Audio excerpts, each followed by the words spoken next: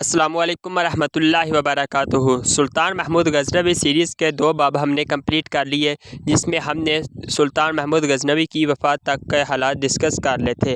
انشاءاللہ آج سے ہم سلطنت غزنوی کے زوال کے کیا اسباب تھے ان کو ڈسکس کریں گے۔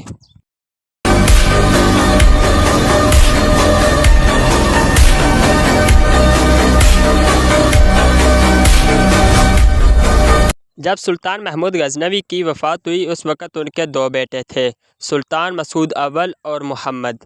جب سلطان محمود غزنوی کی وفات ہوئی تو مسعود اول جو ہے وہ اس وقت اصفہان میں تھے، اسی لیے سلطان محمود غزنوی کے سسر نے جو کہ قاضی ارسلان تھے، ان کے بیٹے محمد علی نے محمد کو تخت کے اوپر بٹھا دیا۔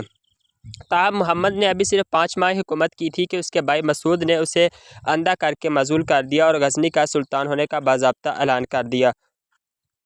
سلجوق تاتاریوں کو محکوم بنانے کے بعد مسعود نے ہندوستان کے معاملات کی طرف توجہ مبذول کی اور 1033 میں اس نے کشمیر کے پہاڑیوں میں سرسوتی کے قلعے پر حملہ کر دیا۔ چھونے نے بڑی دلیری سے مقابلہ کیا لیکن مسعود نے دیواروں کے ساتھ سیڑھیاں لگانے کا حکم دیا۔ ایک زبردست اور خونریز لڑائی کے بعد قلعے پر فتح حاصل کر لی گئی، ماں سوائے عورتوں اور بچوں کے پوری چھاونی کو تحت ایک کر دیا گیا، عورتوں اور بچوں کو غلام بنا کر بیچ دیا گیا۔ سلطان مسعود نے 1036 میں دوبارہ ہندوستان کا رخ کیا اور سوالک کے قدیم دارالحکومت ہنسی کے قلعے کو فتح کر لیا، جسے ناقابل تسخیر سمجھا جاتا تھا۔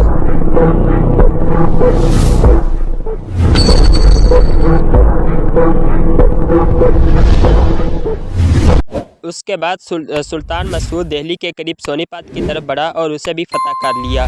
اس کا حاکم دیپال سری اپنے سبھی خزانوں کو چھوڑ کے جنگلوں کی طرف فرار ہو گیا اور یہ خزانہ سلطان مسعود اول کے ہاتھ لگ گیا۔ لاہور واپس پہنچنے کے بعد سلطان مسعود نے اپنے بیٹے شہزادہ مودود کو شاہی نشانات اور خطاب سے نوازا اور اسے صوبے کی حکومت کا انتظام سونپ دیا۔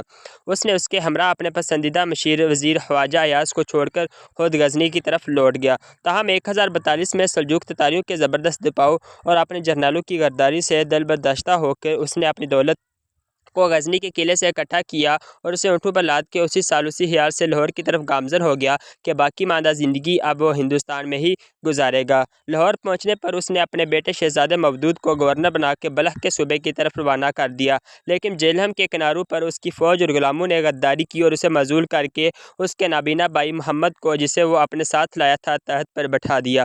مسعود کو سخت قید میں رکھا گیا لیکن جلد ہی اس کے چچا زاد بھائی سلمان نے اسے قتل کر دیا۔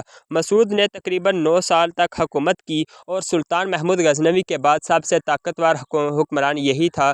غزنوی سلطنت کا سلطان مسعود اول کی وفات کے بعد کوئی بھی اس قدر بہادر اور اس قدر دلیر حکمران نہیں تھا۔ اپنے 9 سالہ دور حکومت میں اس نے بہت سے علاقوں کو فتح کیا اور اپنے باپ کی طرح یہ بھی بت شکن رہا اور بہت سے ہندوستانی علاقوں کو فتح کیا۔ مسعود اول کی وفات کے بعد کوئی بھی اس قدر قابل دید جو سلطان تھا وہ نہیں تھا جس نے غزنوی سلطنت کو اوپر لے جانے کی کوشش کی ہو۔